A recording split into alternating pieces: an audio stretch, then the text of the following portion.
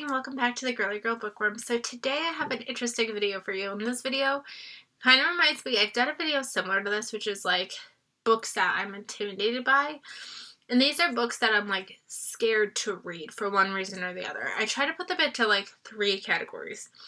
One category is I've read this author before, didn't have a really great experience, makes me a little nervous to pick up the other ones. I've got these books have bad reviews, which makes me not want to read them. And then we've got books that are like basically fantasy. Basically fantasy books just like intimidate the bejeebers out of me, and then I never pick them up because I'm just like, fantasy is so hit or miss with me that like it then sits on my shelf forever. So let's just dive in because there's quite a few. So we're going to start off with the authors that like I've read before, didn't really enjoy, and now I'm scared. So the very first one is The Lager Queen of Minnesota by J. Ryan Stradal. So I had been seeing this kind of everywhere, and I was like, oh, I'm kind of intrigued. I think it follows some sisters that like make beer or something like that.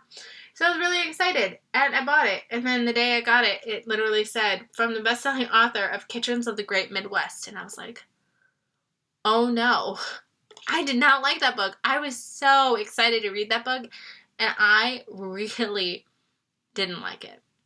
So now I'm like, if I didn't like that one, there's no way I'm going to like this one. So I've been a little nervous. I've been putting it off.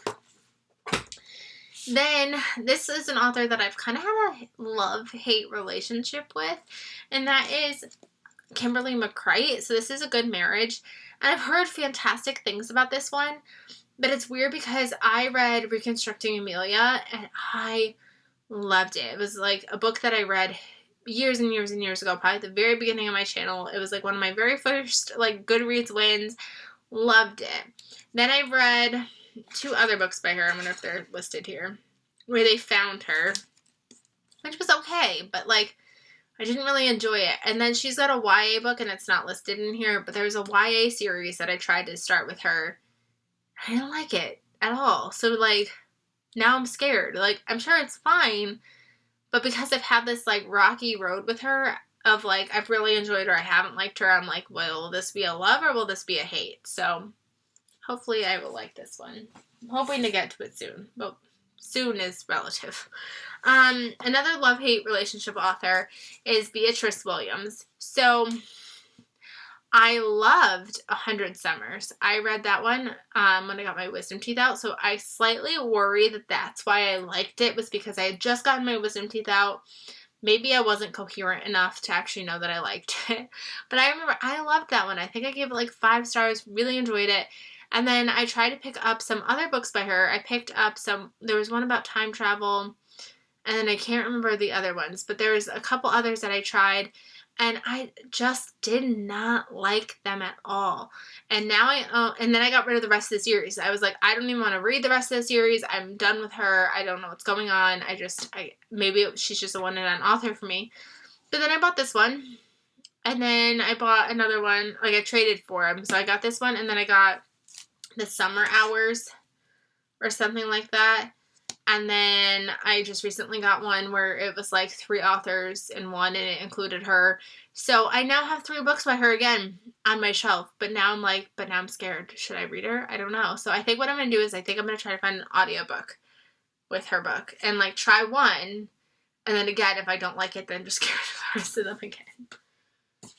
And then another one, like I haven't had like a true relationship with this author yet, but I read one book.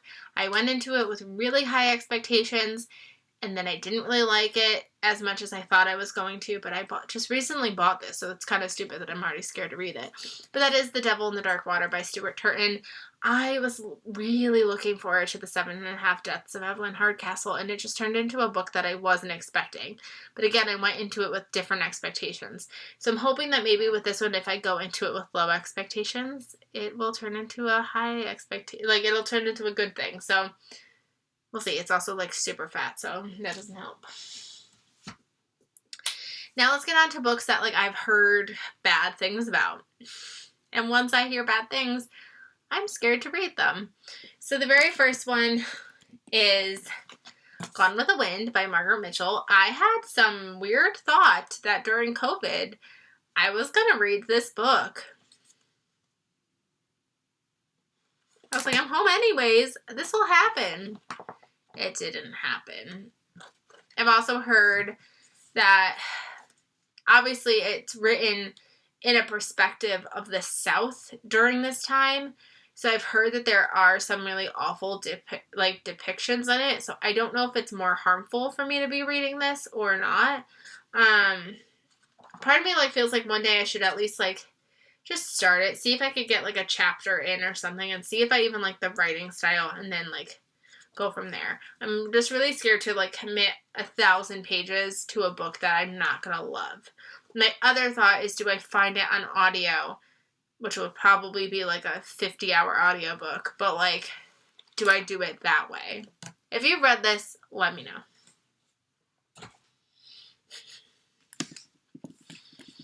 And then we got Woman 99 by Greer McAllister. You're going to find this a couple times on my list of Kendra didn't like it, so that means I won't like it. So Kendra and I have very similar reading tastes.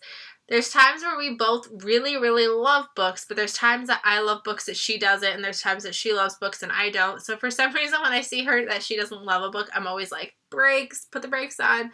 She actually bought me this book for my birthday or Christmas. I can't remember. It might have been Christmas.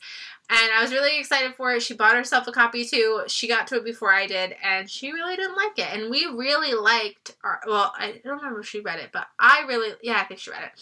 Arctic Fury by the same author. So we went into it kind of with high expectations of we really liked that one, we'll really like this one. And then she didn't like this one. So ever since then, I've been like, I can't read it. Kendra didn't like it. So I need to get over that fear and just pick it up. This one is People Like Her by Ellery Lloyd. I've heard that it is very problematic for women who struggle through infertility, and that it kind of villainizes a person who goes through infertility.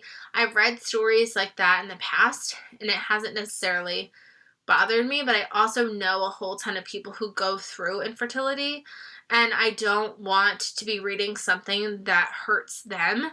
And so I've toyed with do I read it and just keep that in the back of my mind that that's not acceptable? Do I just skip it because the author shouldn't have written that in the first place? But also it's a book of the month book and I kind of want it to count, so I kind of want to read it. So I don't know. I'm torn. Have you read it? What are your thoughts? Then we've got Now You See Me by Chris McGeorge. This is a case of I've read a previous book by this author, and then I've heard that this one is not as good. So Shelby had read Guess Who, just like I did. I don't know if she ended up reading Guess Who. She might have just read this one. But I read Guess Who, really liked it, and then this was coming out. And I remember I had it pre-ordered. She somehow read it ahead of time. Either she had Netgalley or she just happened to read it right away. She didn't like it. So ever since then, I've been like, Shelby didn't like it. I can't read it. So one of these days I'll read it. But I'm scared to. And then this one's actually probably going straight to my unhauled pile, but I wanted to show it to you anyways because I planned this video a couple weeks ago. And then things have happened since then. But this is Montauk. I, for some reason, am always like, I'm going to read it this summer, and if I don't read it this summer, I'm getting rid of it. And this, I just recently had seen on Instagram. Somebody I follow was reading it. She goes, it's really boring. Somebody please convince me that I need to keep reading it. She got not a single positive thing about this book. She just got constant messages of, it's boring, give up, don't read it. I don't have enough time to read a boring book. I don't have enough time to just sit there and dedicate to a book that I'm not going to like. That's silly. That's a waste of my time and my energy. So I think I'm just going to get rid of it right away just because I just don't have time for that. Then Atomic Love by Jenny Fields. This was a Mama Llewellyn book club pick, and I just didn't get to it at that month, and I've since heard that it's not that great. So it just makes it like that one, historical fiction isn't I love the genre, but it's not a genre that I just reach to every time I want to read a book. So, like, it takes a lot for me to pick a historical fiction. So part of me is like, I don't want to read it. Like, if it's not good, I think there's other historical fiction on my shelf that's better. So I just, like, always pass it up. Maybe one day. I just saw that Lindsay from Lindsay's Little Library liked it to an extent. So hopefully, maybe I'll change my mind. But I haven't seen the best of things about it. The next two are Kendra told me it was bad. No, actually the next three are Kendra told me it was bad. So I'm not reading it.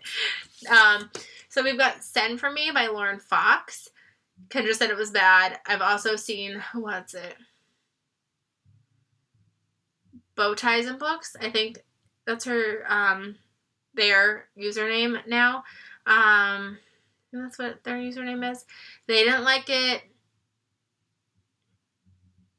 I don't know. Again, I just don't have time for books that people don't like. And it was a Jenna pick, so I feel like it should be at least somewhat decent. But I don't know.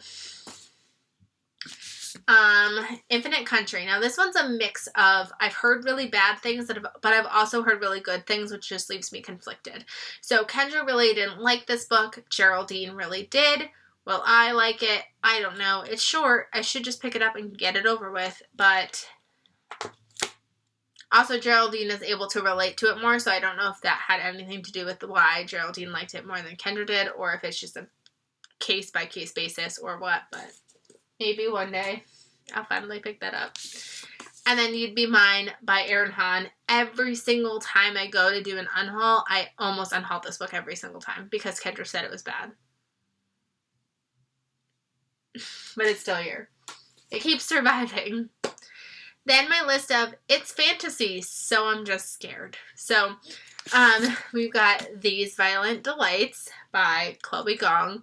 And again, I'm not going to talk too much about it just because I feel like the case is just, like, they're fantasy and they're huge and they're scary. So, These Violent Delights, and it's a first book in a series. Another first book in a series, Brandon Sanderson's Skyward. I've had interest in picking this up a couple times throughout the summer, and then I never did. I'm just worried because I know Brandon Sanderson is such a beloved fantasy author that I feel like he's just really good and that he's going to go over my head. So I've been slightly scared. I also know it's part of a series and I've been really bad at picking up series. So is it something I really want to start? I'm not positive. Also, if you could tell me, is it a trilogy? Is it duology? Is he still writing it? Is it like because he writes everything, he like takes forever to come out with books? Like, I don't want to get invested in something that I can't like continue with. Then I think this one's also a series. This is The Never Tilting World by Rin Chapeko. This one thing that's keeping me wanting to read this one too is I've heard that there's like romance in it. And I feel like if there's at least a romance in it, it'll take away from the full fantasy feeling. This one is tough. I've almost unhauled it, but I know how much money I spent on it. And that's what's making me not. And that is Crescent City by Sarah J. Maas. So, I read A Court of Thorns and Roses, and I really loved it. I think I still own it somewhere. I DNF'd the sequel because The Court of Mist and Fury, I just, like, didn't like it. And it was a pretty edition, but I sold it because I wasn't going to have the energy to repick it up. I knew it wasn't going to happen. And I, like, took a big pay cut on that one. So, like, I'm slightly like, do I take a big pay cut on this one, or what do I do? Because I don't foresee it happening, guys. It's over 700 pages, almost 800 pages. I don't know if I have it in me to do it. This was another, like, I got really into fantasy during the COVID months, so I thought that there was a chance I would pick this up, and now that, like, we're back into the real world, and I'm teaching, and I'm got a toddler running around, and I'm pregnant again, like, I just feel like the time for this is not going to happen, but I also don't want to just basically give it away when I know that I paid probably, like, close to full price for it. Then I've got 2 Book of the Month books. We've got Ashlords. The reason why this one freaks me out, one of the most fantasy ones that freaks me out, is I bought it thinking it was a dystopian novel, and then I got it, and I believe when I read Inscription again. I don't think it is, so I think I like sold myself the wrong synopsis, which means that I never picked this up because of that. I don't know. I'm like, maybe because it's like red and fiery, maybe I could pick it up for Halloween, like even though I know it's not Halloween-esque, but like maybe I should. If you've read this, let me know. Also, is it a standalone? I don't know. Then I got The Star Daughter by Shveta Thakrar. I haven't heard the best of things about this one.